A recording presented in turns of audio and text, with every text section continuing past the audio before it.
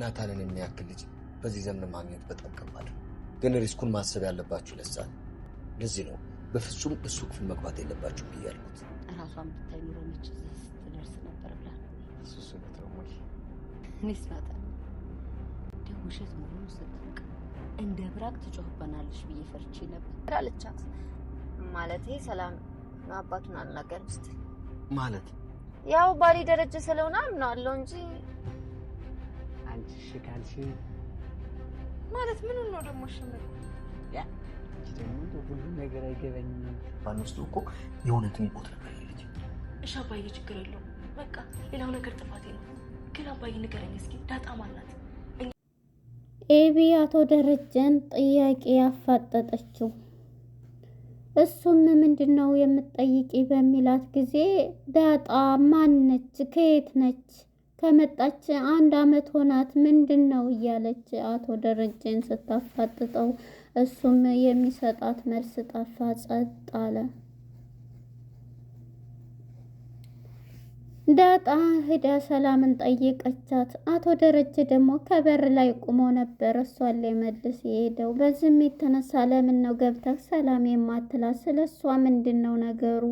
እሷን ለምን አትጠይቃትም ግን ስትለው ስለሷ ደስ አይልህም ሲለው ልጁ ደግሞ እኮ ሲያምር ልጁን አባቱ ማናለችው ብባል የካርድ እንትኑ ሰላም በእሷ ስም ነው ሰላም ነው የሚባለው የአባቱ ስም ሲል ልጁ ደግሞ ሲያምር እያለ ነበር ስትለው አቶ ደረጀም የምታወራውን ወሬ ትቶ ልጁ እንዴት ያለ ነው ያምራል፣ ማንን ይመስላል እያለ አንቺን ይመስላል አለችኝ ስትለው እሱም ደንገጥ ብሎ ማለት እያለ ነበረ።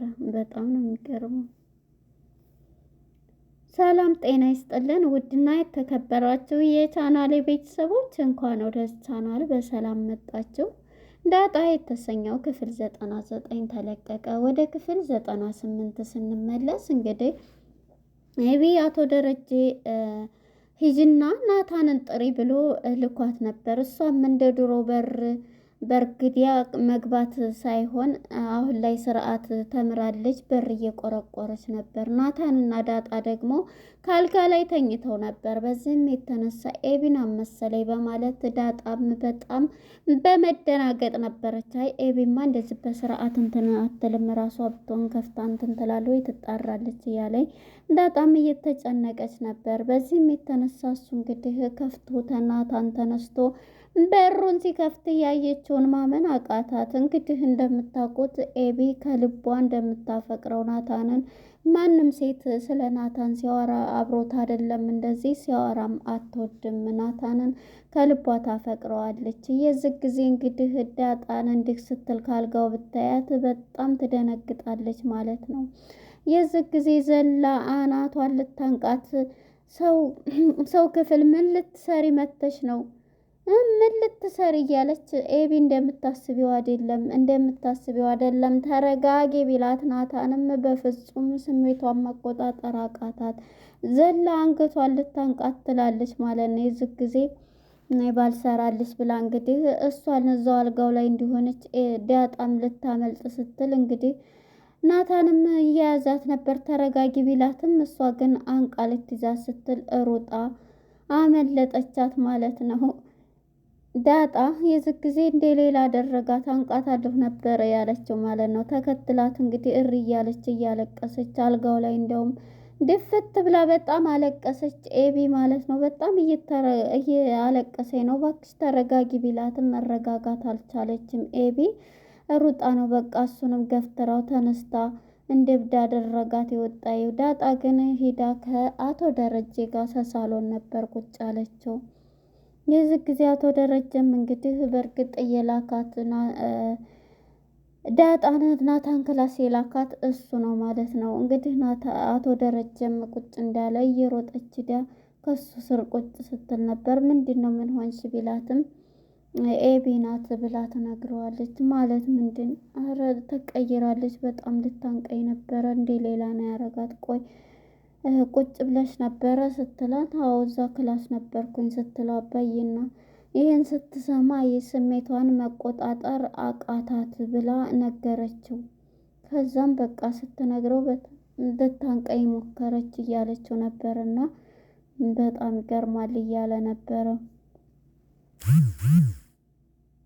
እናም በዚህ ጊዜ እንግዲህ ለውጥ ላይ ነች ማለት ነው እያለ ደህና ናት፣ ግን በጣም እንትን እያለች ነው፣ ጸባይዋ ግን በጣም እንትን ብሏል ማለት ልታንቀኝ ነው ስትለውም እንግዲህ አቶ ደረጀ ምክርም እየሰጠ ነበር። አየሽ የላኩሽም ለዝን ነው ናታንን እወደዋለሁኝ ያኔ ሁለታችሁም ማረገዛችሁ ስትሉኝ ያልጠረጠርኩበትም ናታን የዘበኑ ወንድ አይደለም፣ እንደ ዘበኑ እንትን የሚል አይደለም። ለዛ ነው ቢሆንም ግን ወንድ ልጅ ነው። ወንድ ክላስ መሄዳችሁና እንደዚህ እንትን ማለታችሁ በጣም እንትን ይላል። ስለዚህ ለዛ ነው እንደዚህ ያደረኩት። ሰዎች ስንባል ፍጹም አይደለንም። እኔ የተሳሳትኩት ስህተት እናንተ ላይ ደግሞ እንዲደገም አልፈልግም። እኔም ፍጹም አይደለሁም። ስለዚህ እኔ በማርታ ላይ ያደረኩትን በእናንተ ፍጹም እንትን እንድትሉ አልፈቅድም። ስለዚህ ሰው ነው ይሳሳታል።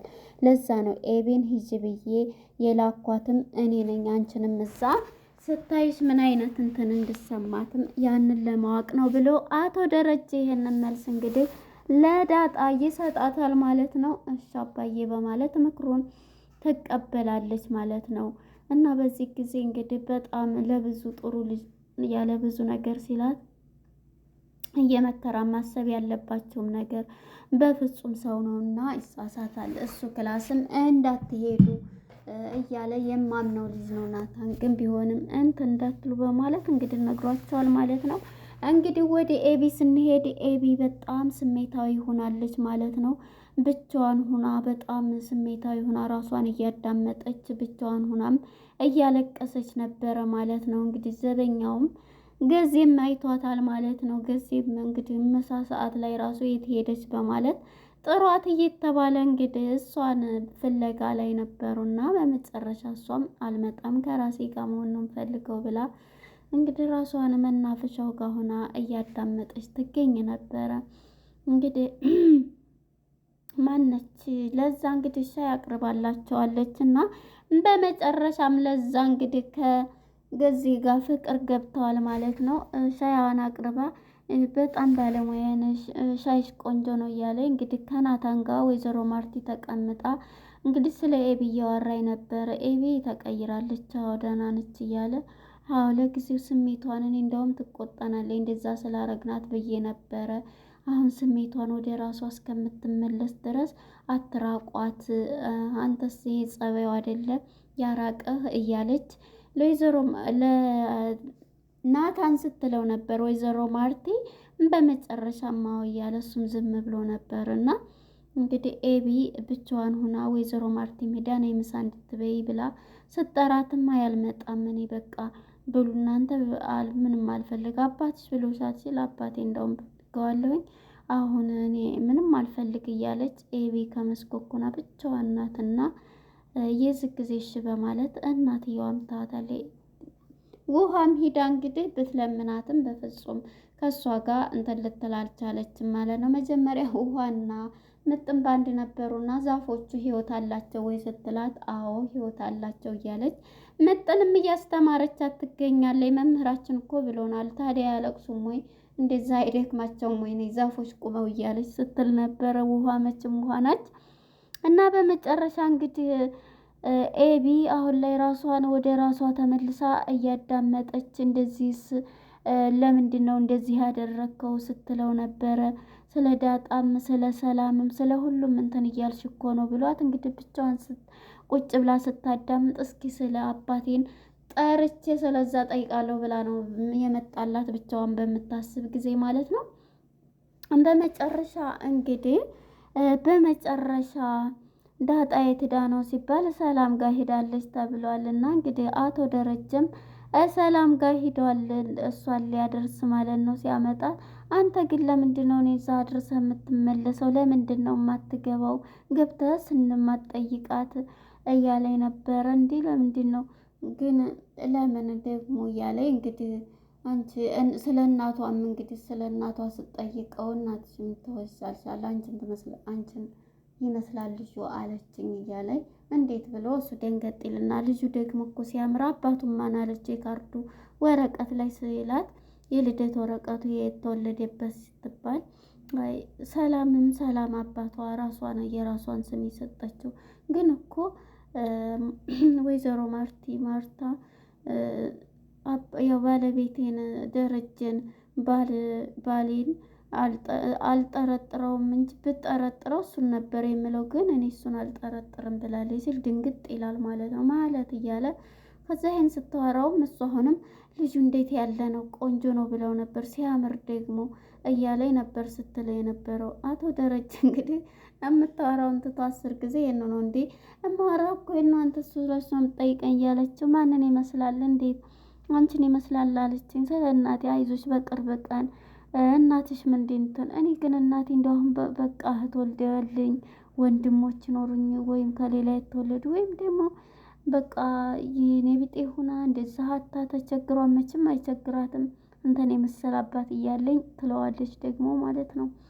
አቶ ደረጀም አይዞሽ በቅርብ ቀን እያላት እንትን አልኩሽ አይደል ደግሞ አንቺን በጣም ነው የምወድሽ፣ አሁን እናትሽን ብታገኝ እዛ ሆዴሽን ትልትያረ ለምን እኔማ ከዚህ ከአንተ አባት የመሰለኝ ከአንተ ከመሰለ አባት አልሄድም እያለችው ነበርና አንቺንም እኮ በጣም ነው የምወድሽ፣ ያኔ በተለይ እኔ እሱ እኔ እታሰርለታለሁ ያልሽ ጊዜ በጣም ነው እንትን ያልሽኝ ወደድኩሽ ከዛ በላይ እያለ አቶ ደረጀም እንግዲህ ይሄንን ነው እያላት ነበረ ለዳጣ ማለት ነው። ይዟት ሲመጣ ስለ ልጇ አስር እየጠየቀ ነበረ። እንግዲህ ሰላም ልጅ የእሱ ልጅ መሆኑ ሚስጥር ነውና እናም እንግዲህ ወደ ኤቢ ጋር ስንመጣ ኤቢ እንቅልፍ የነሳት አባቷን ጥሩልኝ ብላ ምሳማል ብላ መጀመሪያ ወደ ገዜና ወደ ለዛ ስንሄድ ለዛና ገዜ ኪችን በመሄድ ነው ይላታል። ለዛ ትመጣና ምንድነው በመስኮት ሂዶ ምንድነው የጠራኝ ረጅኒ ጠርቶች ነው ያልጠራውሽም እያለ ከዛ ምንድነው ስትለው በርዶኝ ይላታል። እና ታዲያ ምንድን ላድርግልህ እያለችው በቃ ረንከፍ እያለ ይሰዳደባሉ ማለት ነው። እሷን ሳያት ሻሸና እከ ነው የሚመስሉኝ ማለት ነው እውነት ለመናገር ቤቶች ድራማ ካስታወሳቸው። እናም እንግዲህ አቶ ደረጀም ኤቢ ናፈልግሃለሁ ብላ ጠርታው ቤት ክላሷ ጠርታው መኝታ ክላስ አባዬ ብላ ስትጠይቀው ነበር። ለምን ነው ግን እንደዛ ያደረገው ስትል አንቺ በቃ እንደዚህ ስለምታደርጊ ለመታረም ይላት። እሺ በቃ ሰላምንም ዳጣንም ሁሉንም እሺ በቃ ጥያቄ ልጠይቅህ፣ ዳጣ ማን ነች? ምንድን ነች? ከየት ነች? ይሄው እኛ ቤት ከመጣች 1 አመት ሊሞላት ነው። ስለዚህ ማን ነች እያለ አቶ ደረጀም የሚመልሰው ቃል ጠፍቶት እያለ እዛ ላይ ነበረ ያቆመው ማለት ነው። እንግዲህ አርጁም ደግሞ ናፈቀች በማለት ኤቢዬን ጥሪ እያላት ነበርና ውሃን ማለት ነው። እሱም ደግሞ አሳስራሃት አንወድም ክፉ እያለችው ነበርና እንግዲህ እዚህ ላይ ነበረ ፊልሙ አቶ ደረጀን እየጠየቀች ሊያልቅ የቻለው ማለት ነው። ኤቢ እንግዲህ ቀጣይ ምን ይፈጠራል? ይነግራታል ወይስ ምን ይላታል? በእርግጥ ይሄ ሚስጥር አይነግራትም ለሷ ግን የሆነ ነገር ብሎ ይሸውዳታል ብዬ አስባለሁ። እንግዲህ ለነበረን ቆይታ እናመሰግናለን። ቀጣይ ክፍል እስከምንገናኝ መልካም ጊዜ